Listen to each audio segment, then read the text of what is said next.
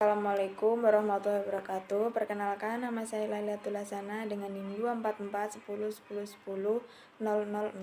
Kali ini saya akan membahas perkembangan prenatal dan kelahiran.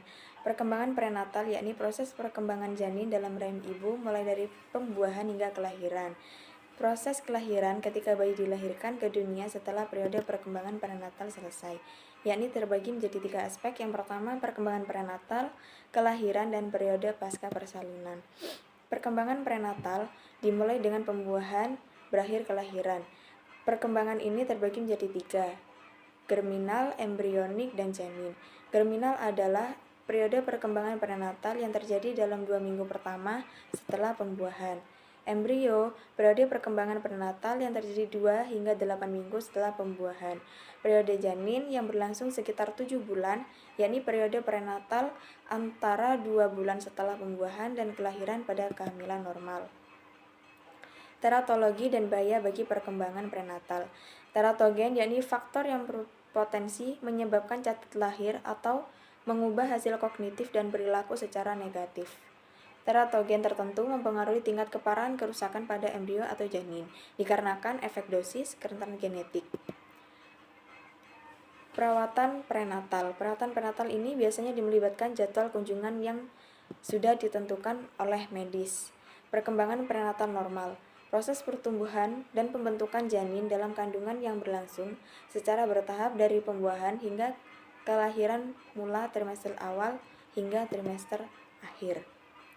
Yang kedua, kelahiran. Proses kelahiran secara bertahap terbagi menjadi 3, yakni terjadinya kontraksi uterus saat kepala bayi mulai bergerak melalui serviks dan jalan lahir nifas.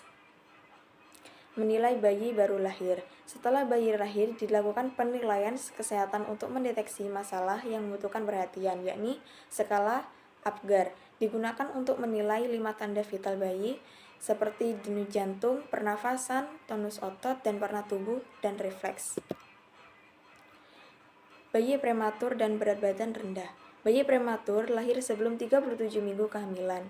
Bayi prematur berisiko tinggi mengalami masalah kesehatan dan perkembangan. Bayi dengan berat badan rendah umumnya disebabkan kelahiran belum cukup bulan sehingga pertumbuhan janin tertentu lebih awal dan berat badan kurang dari 1,5 kg. Periode pasca persalinan.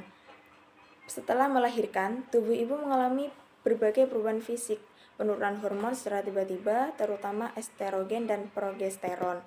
Estrogen sendiri bentuk merangsang pertumbuhan lapisan rahim, dan progesterol untuk mempersiapkan dan menjaga kondisi rahim agar siap untuk kehamilan dan menimbulkan endometrium dan menghambat kontraksi rahim.